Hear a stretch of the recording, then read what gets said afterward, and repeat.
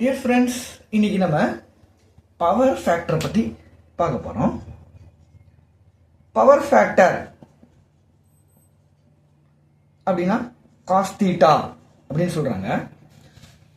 So power factor அப்படிங்கிறத பார்க்கறதுக்கு முன்னாடி நம்ம பவர்னா என்னங்கிறத பார்ப்போம்.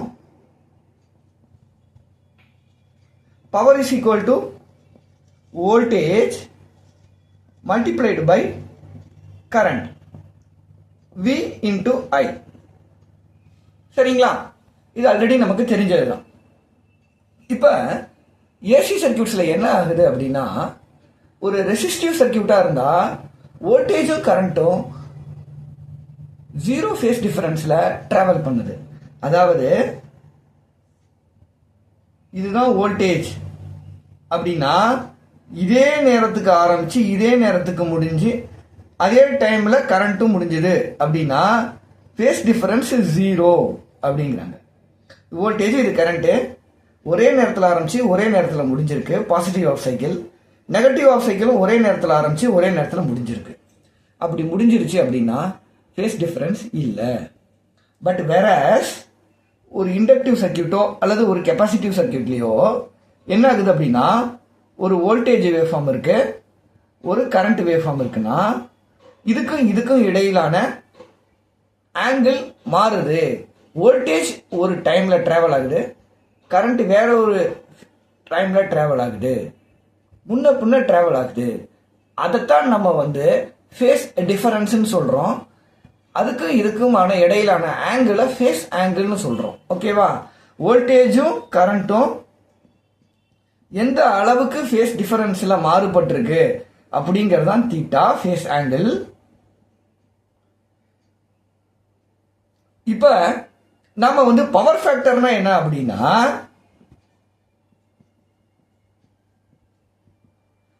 Cosine of the angle between voltage and current. ஓகேவா? வோல்டேஜும் கரண்ட்டும் எந்த ஃபேஸ் ஆங்கிள் டிஃபரண்டா டிராவல் பண்ணிக்கிட்டு இருக்கோ அதோட காஸ் வேல்யூ கண்டுபிடிச்சோம் அப்படின்னா அதுதான் பவர் ஃபேக்டர், அதுதான் காஸ் தீட்டா.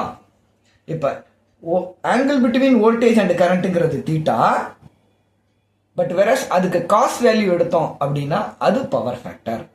சரிங்களா? இப்போ ஒரு எக்ஸாம்பிளுக்கு வோல்டேஜும் கரண்ட்டும் 90 டிகிரி ஃபேஸ் டிஃபரன்ஸ்ல டிராவல் ஆகுதுன்னு வைங்களேன். காஸ் 19 போடுவீங்க, which is equal to 0. ஓகேவா? இப்போ காஸ் 0 காஸ் 90ங்கிறது 0 அப்படின்னா என்ன ஆகும்? பவர் இன் ஏசி சர்க்கியூட்ஸ் என்ன ஆகும்? VI cos theta V into I into 0, which means that power is equal to 0 கிடைக்கும். It is not required. சரிங்களா? அதனால காஸ் 90க்கு மேல போக கூடாது. அதாவது வோல்டேஜும் கரண்ட்டும் 90 டிகிரிக்கு மேல ஃபேஸ் டிஃபரன்ஸ்ல டிராவல் பண்ணக்கூடாது. அட் த சேம் டைம் அது எந்த ஃபேஸ் டிஃபரன்ஸ்ல டிராவல் பண்ணணும் அப்படின்னா 0 டிகிரியில டிராவல் பண்ணணும். இப்போ ஃபார் எக்ஸாம்பிள் காஸ் 0ன்னு போடுங்களேன், இஸ் ஈக்குவல் டு 1. ஓகேவா? அதாவது என்னன்னா தீட்டாங்கிறது 0, வோல்டேஜுக்கும் கரண்ட்டுக்குமான ஆங்கிள் 0. அப்படி இருந்ததுன்னா cos 0 is equal to 1, power factor is equal to 1. ஓகேவா? யூனிட்டி பவர் ஃபேக்டர்னு சொல்றாங்க. அதனால பவர் ஃபேக்டர் வேல்யூ எப்பயுமே 0 to 1 அதுக்குள்ள இருக்கும். அந்த ஆங்கிள் கூட 0 to 90 டிகிரிஸ்குள்ள இருக்கணும். தீட்டாங்கிறது எதுக்குள்ள இருக்கணும்? 0ல இருந்து 90 டிகிரிஸ்குள்ள இருக்கணும். அப்பதான் உங்களுக்கு ஃபைனைட் வேல்யூஸ் கிடைக்கும். ஓகேவா? அப்போ 90க்கு மேல போயிடுச்சுன்னா என்ன ஆகும்? You will get the negative values. ஓகேவா? 19 இருந்தாலே 0ன்னு கிடைச்சிரும். Answer cos 0 cos 90 equal to 0 அப்படின்னு கிடைச்சிரும். சோ நம்ம ஆங்கிள் ஃபேஸ் ஆங்கிள் எதுல இருந்து இருக்கணும்?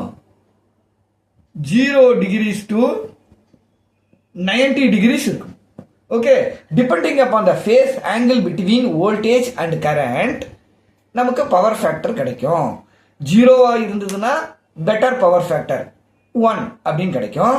பட் வேற 90னாலே 0 ஆயிடும். பவர். ஓகேவா? ஏன்னா ஃபேஸ் ஆங்கிள்ங்கிறது 90 cos 90 ஈக்குவல் டு 0. அப்போ voltage multiplied by current into 0னா என்ன ஆகும்? 0ன்னு ஆயிடும். ஸோ அதனால நம்ம values should be in 0 to 89 டிகிரிஸ்குள்ள இருந்தால் தான் நமக்கு வந்து கரெக்டான வேல்யூ, ஃபைனைட் வேல்யூஸ் வந்து பவர் ஃபேக்டருக்கு கிடைக்கும், பவருக்கு கிடைக்கும். சரிங்களா?